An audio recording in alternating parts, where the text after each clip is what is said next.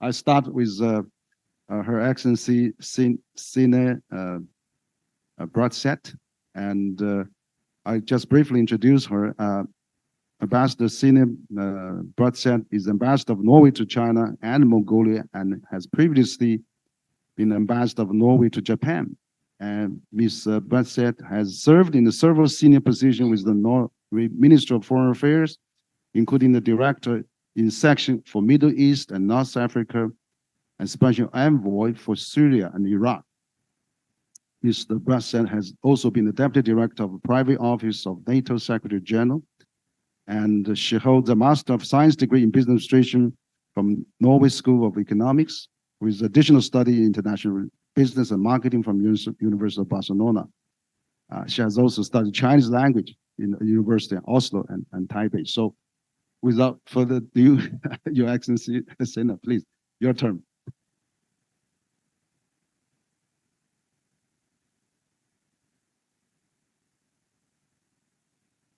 Thank you so much, Dr. Wang, dear Henry, and dear friends and colleagues. First of all, I would like to say thank you so very much to CCG for organizing this event. And the topic today, the Nordic model, generally refers to similarities in economic management, the organizational working life, the focus on human rights, and universal welfare services in the Nordic countries. But I think that it is not a universal or a uniform model across the Nordic countries either. But we share great similarities. And I think that you will hear also today that my colleagues, the other ambassadors, will also focus on some different topics than what I will focus on, so you get a better view of kind of the overall picture. We have a long tradition of valuable exchanges with the Chinese and Nordic experts on our respective society models. In the late 1970s, the Norwegian Ministry of Energy and our state-owned energy company at that time called Statoil shared experiences with CNOC on management of the petroleum sector. Later, we have had valuable exchanges on pension reform and gender equality. Green financing is a topic. Making relevant comparisons between China and the Nordic countries may not intuitively come across as relevant. The governance models are very different. The size of the populations are miles apart. Still, we share some of the same challenges. For example, aging population, how to tune our education systems for the future labor market, how to avoid increased inequality in our societies. So today, I would like to touch upon three topics central to the Norwegian governance model. The first is taxation. The second is management of petroleum resources. And the third is state ownership. If you want to understand how a country works, you should study its tax system. This is certainly true in Norway, where taxation issues are among the most hotly debated issues. And I believe the same is true also in China. Recently, I had a look at a very interesting book called Governing and Ruling: The Political Logic of Taxation in China. The author points to important dilemmas that China is facing around taxation and economic growth, taxation and representation, as well as relationships between central versus regional and local authorities. For Norway's sake, our tax system is indispensable for securing strong governance finances that fuel a sustainable welfare state. Openness and transparency in the tax systems are essential values. Although Norway has been blessed with abundant petroleum and natural resources, we say that our workforce is seen as the country's most important resource.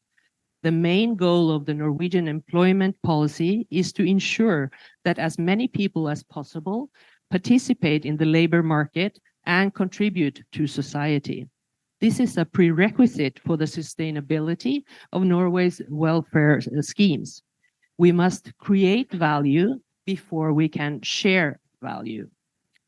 A broad tax base founded on a high level of participation in the labor force are necessary to ensure sufficient revenue. But we also believe it promotes fair distribution, value creation, and work incentives. Tax revenues are also used to redistribute and to reduce inequality between people socially, economically, and geographically. The Norwegian system and culture expect that all who are capable of participating in the labor market do so, and seek, through providing free training and education, to facilitate everyone's inclusions in the workforce. Norway has thus a relatively high retirement age, normally 67 years for both men and women, but you can also continue to work until you are 70 or even 72 in certain sectors. Norwegian policymakers are working for an inclusive labor market that makes it possible for men and women, immigrants, the young, the elderly, and people with disabilities to find gainful employment and continue working longer. Our high labor market participation, together with a broad tax base, generates income to the state, which in turn can be redistributed for the common good of society. Again, we must create value before we can share value. Making sure that those with the highest incomes and most wealth contribute most help generate sufficient revenue and fair tax burden. But it also fosters trust. Trust in our society is incredibly important. Income, wealth, and opportunities are often unevenly distributed geographically. To even out these disparities, successive Norwegian governments have developed policies that promote geographical redistribution. Subsidies are offered to various industries located in the periphery, such as agriculture, where natural food security is an important aim. In general, today's public welfare schemes in Norway include free healthcare beyond a small deductible and education, generous maternity and paternity leave, retirement and disability pensions, unemployment benefits, 100% sick pay, and other welfare services and benefits. In addition to ensuring a strong social safety net, the interaction between the welfare system and a well-functioning labor market with small wage gaps has contributed to a high employment range, low income inequality, and a high degree of transparency, equal opportunities, and social trust. Another important factor for a good and stable Norwegian economy has been responsible management of petroleum revenues. When oil and gas were discovered on the Norwegian continental shelf in 1969, it sparked discussions about how revenue should be handled in order to benefit all Norwegians, including future generations. In 1990, Norway established a sovereign wealth fund, today known as the Government Pension Fund Global. The state's revenues from oil and gas extractions are now kept in the fund, together with the returns of the fund's investments. The fund's statutes and investment rules are regulated by the Parliament, and the organization of the fund is supervised by the Ministry of Finance. But the fund operates independently and free from political interference. The majority of investments are made in low-risk international equities and bonds. The current size of the fund is around $1.4 trillion, which makes it the second largest sovereign wealth fund in the world. To avoid the so-called resource curse, we have established a budgetary rule, which says that transfers from the fund to the central government budget shall, over time, follow the expected rate of return on the fund. This is today estimated to about 3%. As significant emphasis is placed on evening out economic fluctuations and contributing to sound capacity utilization and low unemployment, the annual transfers may exceed 3% in difficult times and be well below in normal times. The transfers are thus used in a counter-cyclical manner into the Norwegian economy. The fiscal policy framework has aimed to preserve the real value of the fund for the benefit of the future generations. The revenues that we get today are not for the generations living today only, it is also for all future Norwegians. State ownership has also been an important tool for making sure that our common resources benefit all. Private ownership is, as a rule, preferred in Norway's mixed market economy, and direct state ownership requires a special justification. In the area of common resources, the state owns a higher share in the domains of energy and the extraction of natural resources. But private companies also participate in this sector and contribute to a competitive business environment. It is, however, worth underlining that state-owned companies in Norway operate at an arm's length distance from the government and are subject to the same rules and objectives as privately owned companies.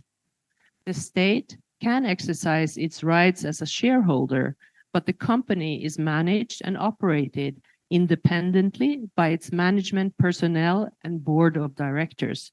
Typically, the government focuses on the rate of return for the many state-owned companies listed on the stock exchange and include private shareholders as well. So, dear friends, creating a perfect system for economic and social governance is nearly impossible, as most variations on any system have their advantages and disadvantages. Nevertheless, economic systems need to be well adapted to the changing situation in the countries that have adopted them, and a fair balance between must be found.